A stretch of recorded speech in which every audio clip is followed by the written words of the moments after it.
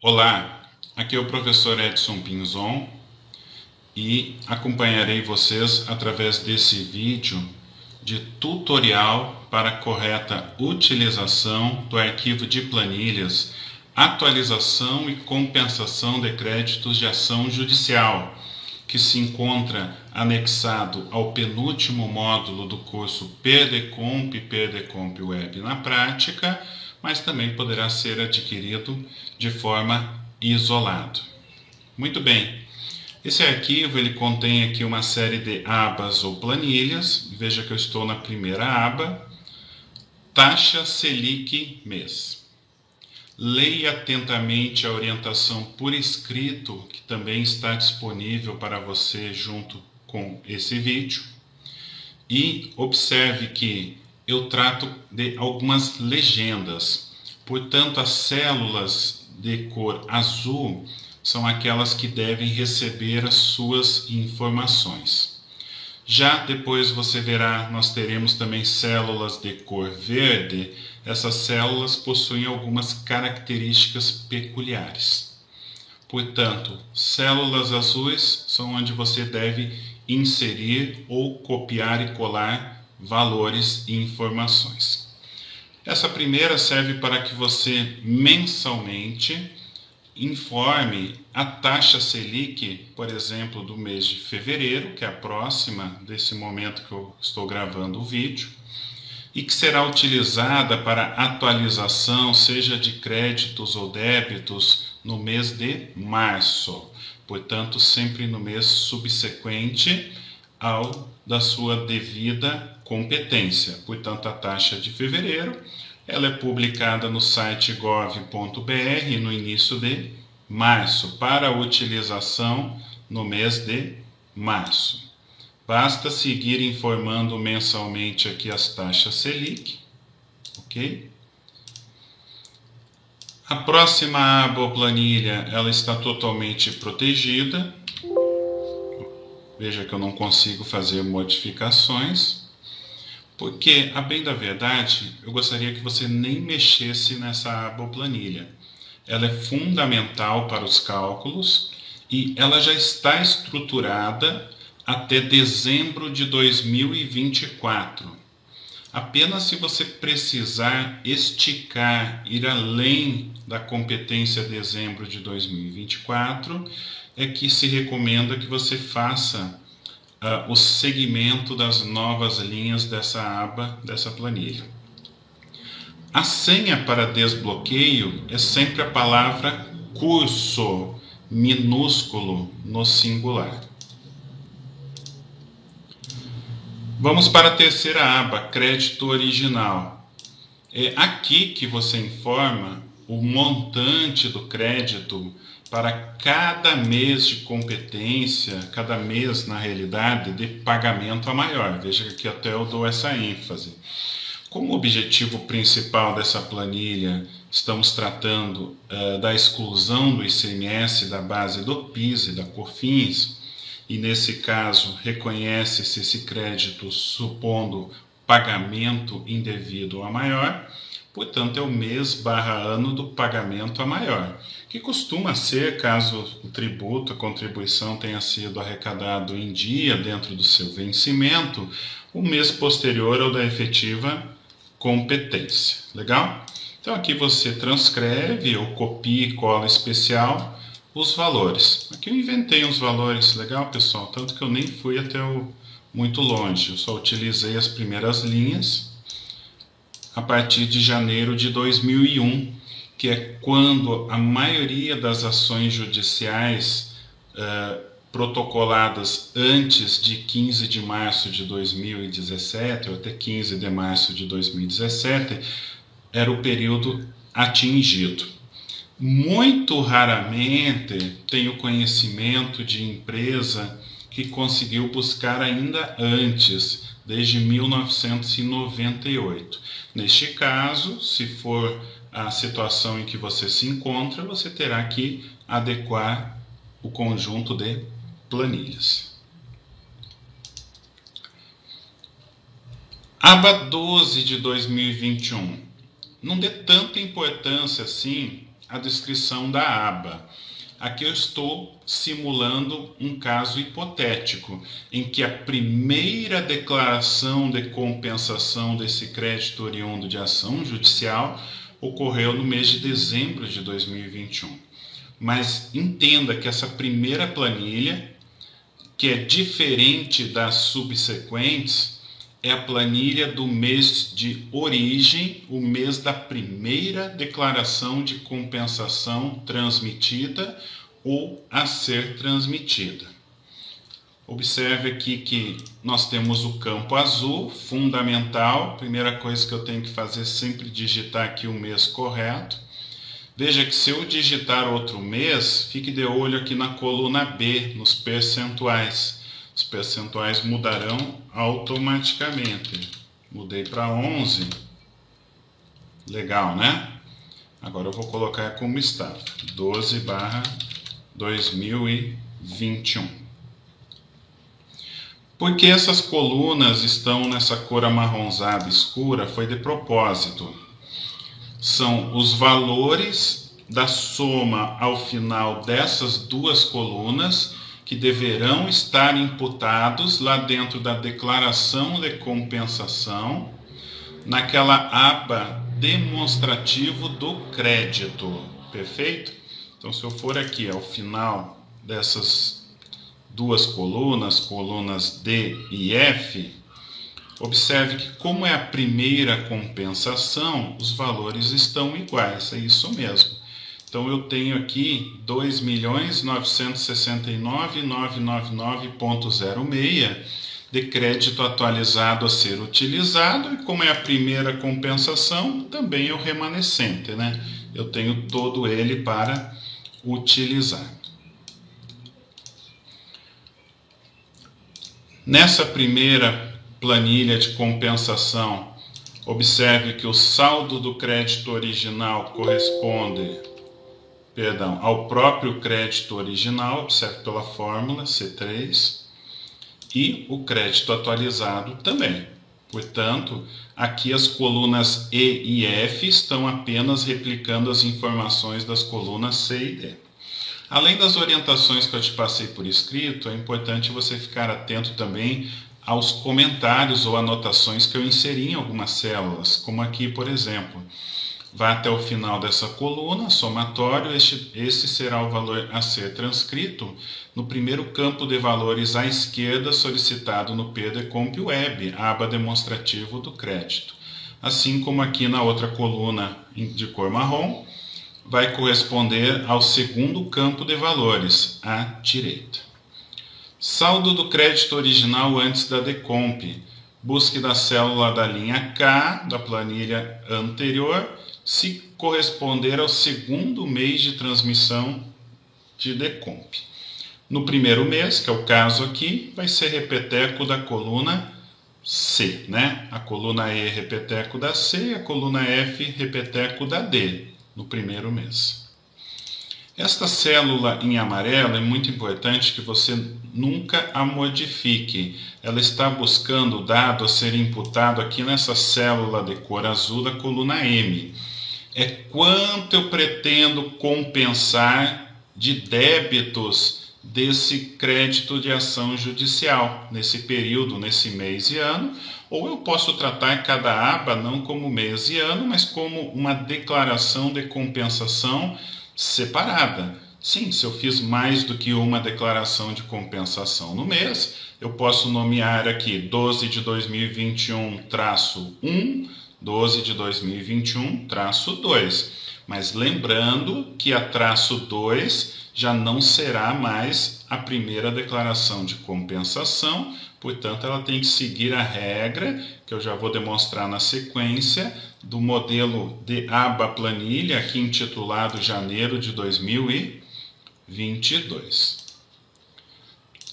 Também coloquei aqui ao final, muito importante, principalmente tanto para contabilização, mas também para a questão da EFD contribuições, para quem estiver incluindo na base de cálculo do PIS e COFINS Receita Financeira, os juros remuneratórios desse crédito tributário decorrente da ação judicial.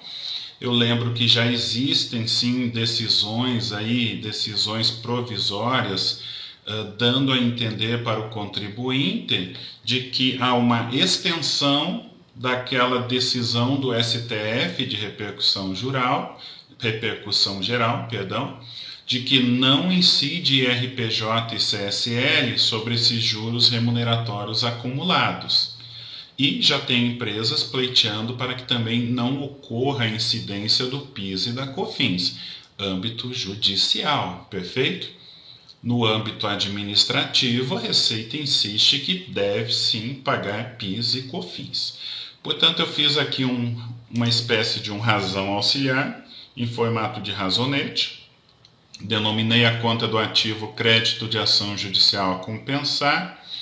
Teve a constituição do crédito original, teve os juros remuneratórios acumulados, e aqui o comentário, sendo o lucro real, se oferecer a tributação do PIS/COFINS como receita financeira, deve informar esse valor no registro F100 da FD, contribuições. Lembre-se, com aquelas alíquotas diferenciadas, Código de Situação Tributária 02, porque o PIS é a alíquota 0,65 e a COFINS 4%.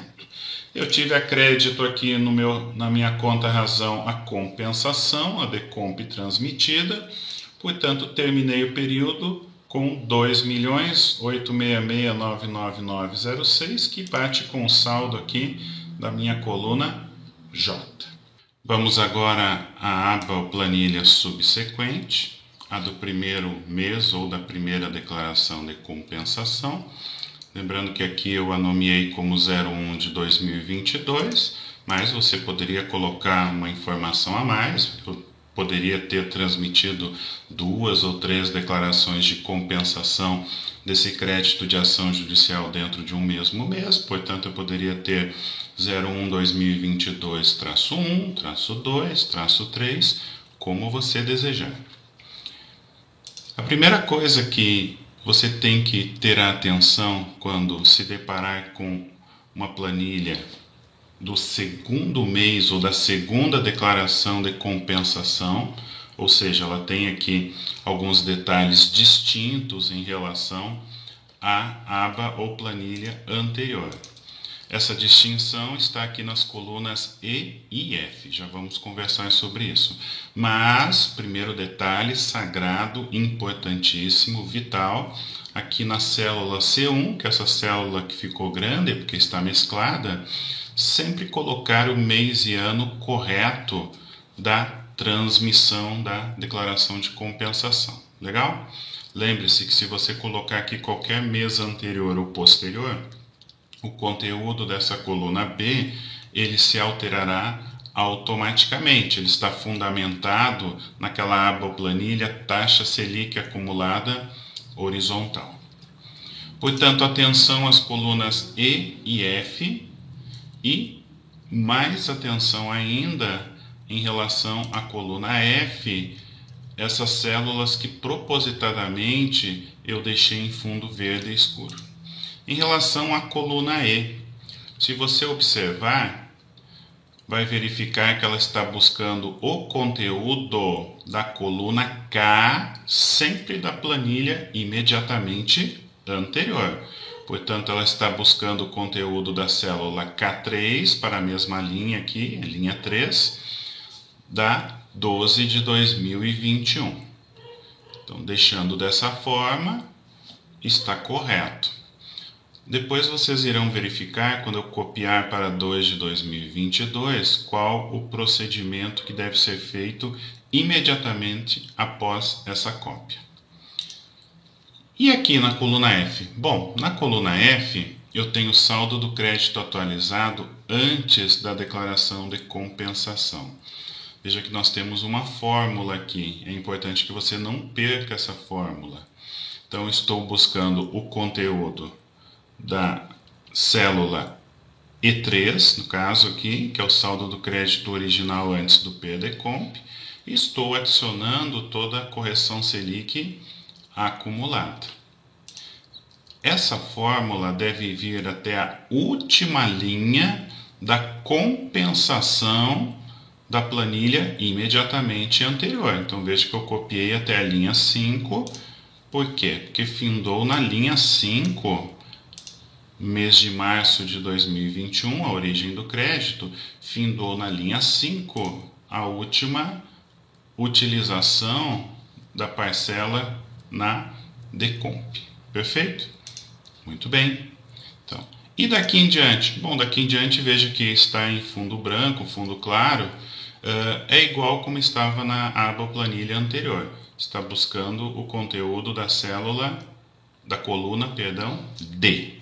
Ok? Então, só essa distinção aqui que eu diria que é essencial para que a planilha te traga os valores corretos. No mais, você digita aqui na célula M3, né, o total das compensações, dos débitos a serem compensados, atualizados, e a planilha se encarrega do resto. Vamos descer lá na nossa conciliação, no nosso razonete contábil. Muito bem. Então, aqui no razonete contábil, eu tenho agora um saldo inicial de 2.866.99906, compensei 73.820, tem um saldo final que bate com o da coluna J de 2.801.924,28, portanto, por diferença, inicialmente, cheguei que os juros remuneratórios, a atualização, a receita financeira, R$ 8.745,22. Aqui a prova dos 9, o crédito original antes da Decomp, coluna E, vezes a Selic do mês anterior.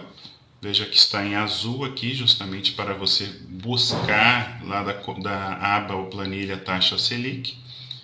E deu 1 centavo de diferença, pessoal. 1 centavo para mais ou para menos é normal, né? É questão de arredondamento.